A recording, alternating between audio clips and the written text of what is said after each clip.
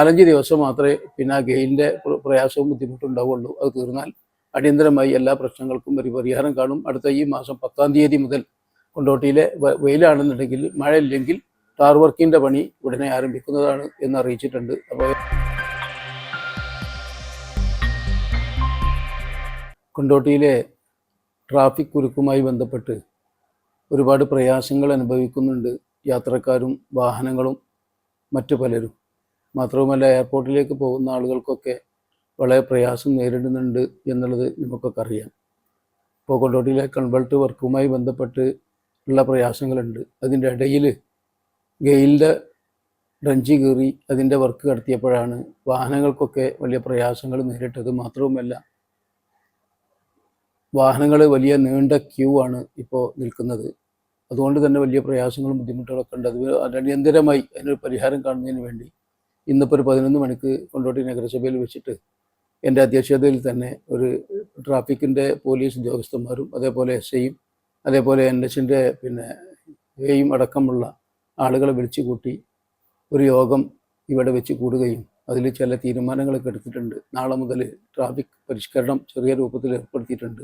നേരത്തെ പോയിരുന്നത് പോലെ മലപ്പുറം മഞ്ചേരി ഭാഗത്തു നിന്ന് വരുന്ന വലിയ ട്രക്കർ ലോറികളൊക്കെ വേങ്ങര വഴി കോഴിക്കോട്ടിലേക്ക് പോകണമെന്നും അതോടൊപ്പം തന്നെ ബസ്സുകളും ലോറികളൊക്കെ മേലങ്ങാടി വഴി പോകണം എന്നും തീരുമാനിച്ചിട്ടുണ്ട്. അത് മലപ്പുറം മഞ്ചേരി ഭാഗത്തു നിന്ന് വരുന്ന ബസ്സുകളൊക്കെ സ്റ്റാൻഡിൽ വന്ന് സ്റ്റാൻഡിൽ നേരെ തിരിഞ്ഞ് സ്റ്റാർ ജംഗ്ഷൻ വഴി മേലങ്ങാടിലേക്ക് കയറി എയർപോർട്ട് ജംഗ്ഷനിലേക്ക് കുളത്തൂരിലേക്ക് ആണ് പോവേണ്ടത്. കോഴിക്കോട് ഭാഗത്തു നിന്ന് വരുന്ന വാഹനങ്ങളൊക്കെ നേരെ ത്രൂ ചെയ്യാനായിട്ട് അവർക്ക് കൊണ്ടോട്ടി ടച്ച് ചെയ്തവർക്ക് പോകാവുന്നതാണ്.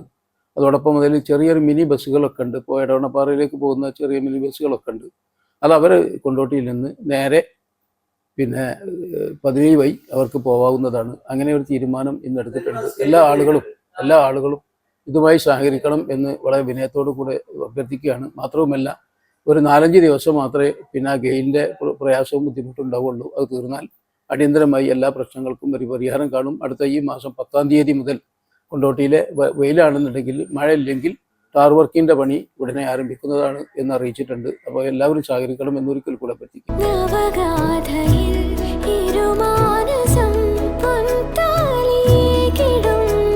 Nesra Gold and Diamonds, Kalpaka Building, Bypass Road, Kondoti.